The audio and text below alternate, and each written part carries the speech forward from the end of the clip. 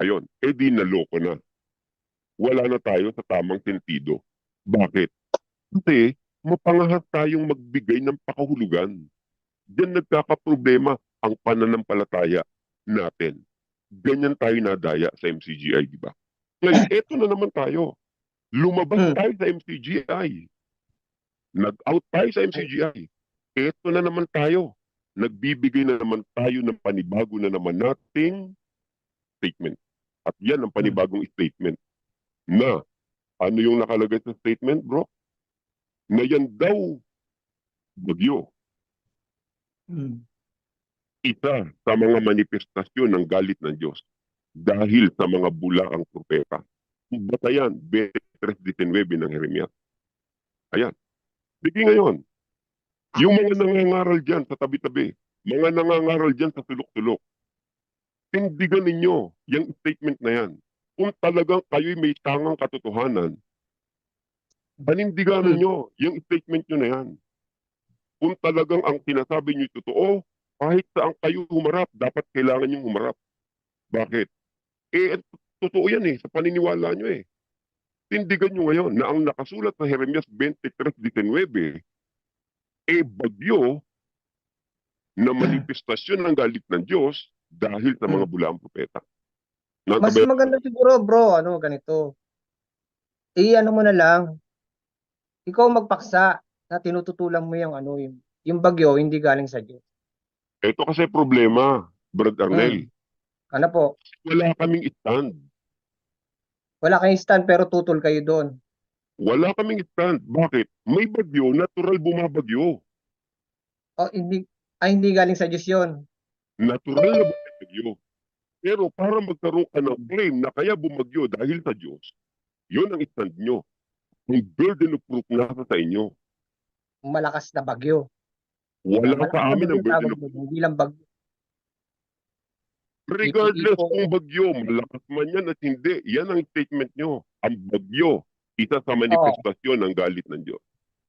Kaya nga, anong tutol niyo po doon? Yan. Yung salita na yan, yung statement na yan. O Ang di burden ilatan of niyo po. proof, ang burden of proof nga nasa sa inyo Kayo magpatunay. Hindi. Wala Hindi, sa amin hindi. ang burden of Ikaw proof. kasi yung tumutol. Ngayon, kung Ganun na nga, tutol Brother ka, Arnel. Ang hmm, tumututol, tinututulan niya yung claim nyo. So wala sa akin ang burden of proof. Ang may burden of proof, ikaw. Ikaw ang kailangang magpatunay.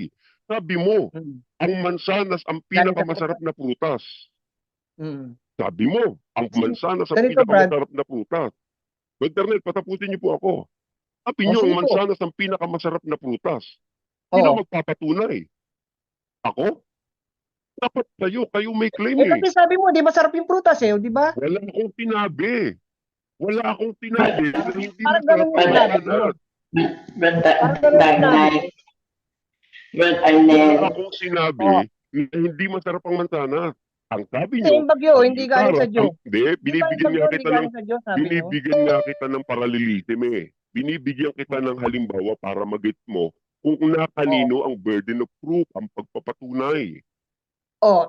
So, halimbawa, Pag may nabasa ito, ako, Brad, pag may nabasa ako, mga ilang talata lang, nagaling talaga sa, yan na nga kaya, yan na nga, yan na nga, yan na nga ang talata, 23:19. hindi lang yan, Brad, marami Hindi, pa. yan na nga Hindi ang lang yan. Meron pinag-uusapan pa sa namin awit ni at saka Siguro sa habak.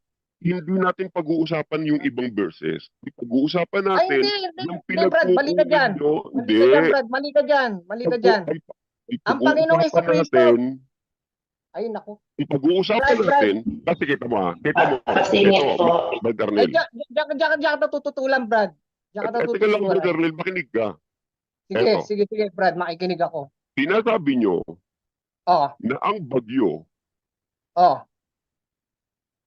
na ano? dumating itong bagyo. Oh, oh, oh. Ilagay natin uli, broccoli, Sige. na itong bagyo Oh, na ito oh, ay isa sa mga manifestasyon oh. Na ng ano? galit ng Diyos. Totoo yun. Teka lang. Sige, Sige, ikaw na sige, muna, magbasa Brother ka. Arnel. Huwag ka nga, Ikaw i-blood, na Brad, muna. ha? Hindi, ikaw na muna. Sige, sige. Basta ka.